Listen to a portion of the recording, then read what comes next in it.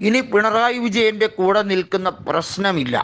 Kerala Congress M വിഭാഗത്തിൽ പൊട്ടിത്തെറി അതിരൂക്ഷമായി കഴിഞ്ഞിരിക്കുന്നു. റോഷി അഗസ്റ്റിനും ജോസ് കെ മാണിയുമാണ് കാര്യങ്ങൾ തീരുമാനിക്കുന്നത്. കേരള കോൺഗ്രസ് എമ്മിൽ ജനാധിപത്യം നഷ്ടപ്പെട്ടിരിക്കുന്നു. കെ എം മാണി ഉണ്ടായിരുന്നപ്പോൾ ഉൾപാർട്ടി ജനാധിപത്യം ഉണ്ടായിരുന്നു. എല്ലാ അഭിപ്രായങ്ങളും മാനിക്കുമായിരുന്നു, അദ്ദേഹം കേൾക്കുമായിരുന്നു. പാർട്ടിക്കുള്ളിൽ സ്റ്റിയറിംഗ് കമ്മിറ്റി യോഗത്തിൽ ഉൾപ്പെടെ കാര്യങ്ങൾ എടുക്കും. ചരൽക്കുന്നിൽ വെച്ച് നടന്ന സംസ്ഥാന സമ്മേളനം, കേരള കോൺഗ്രസ് എമ്മിൻ്റെ സംസ്ഥാന സമ്മേളനത്തിൽ ഒരുമിച്ചാണ് തീരുമാനമെടുത്തത് അന്ന് UDF വിട്ട് പോകണമെന്നത്. എന്നാൽ ഇപ്പോൾ കാലം തെളിയിക്കുന്നു അത് തെറ്റായി പോയി എന്ന്. ഇത്തരത്തിലാണ് ജോസ് കെ മാണിക്കെതിരെയും റോഷി അഗസ്റ്റിനെതിരെയും കേരള കോൺഗ്രസ് എമ്മിൽ അതിരൂക്ഷമായ പ്രതികരണം ഉണ്ടായിരിക്കുന്നത്. തോമസ് ചാഴിക്കാടൻ ഉൾപ്പെടെയുള്ള നിരവധിയായ നേതാക്കൾ അതിശക്തമായി ജോസ് കെ മാണിയെ വിമർശിച്ച് രംഗത്തെത്തിയിരിക്കുന്നു.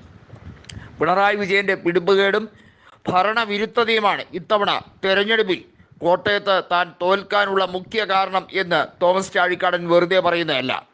കഴിഞ്ഞ ലോക്സഭാ തെരഞ്ഞെടുപ്പിൽ 1.25 ലക്ഷം വോട്ടിന് ജയിച്ച തോമസ് ചാഴിക്കാടൻ ഇക്കുറി ഫ്രാൻസിസ് ജോർജിനോട് പരാജിതനായത് 86,000 വോട്ടുകൾക്കാണ്.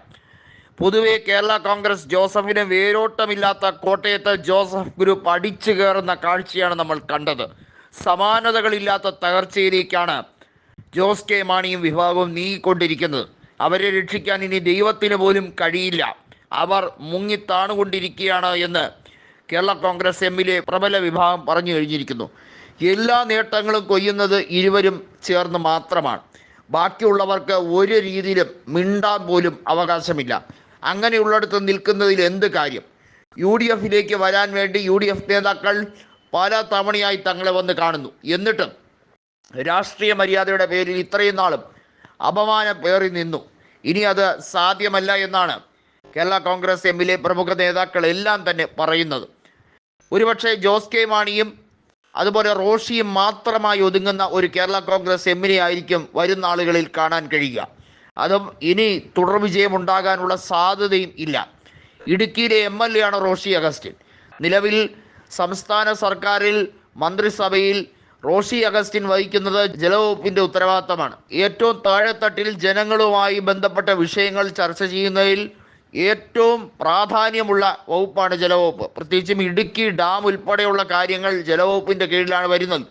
മുല്ലപ്പെരിയാർ അണക്കെട്ടുമായി ബന്ധപ്പെട്ട വിഷയവുമെല്ലാം അദ്ദേഹമാണ് കൈകാര്യം ചെയ്യുന്നത്.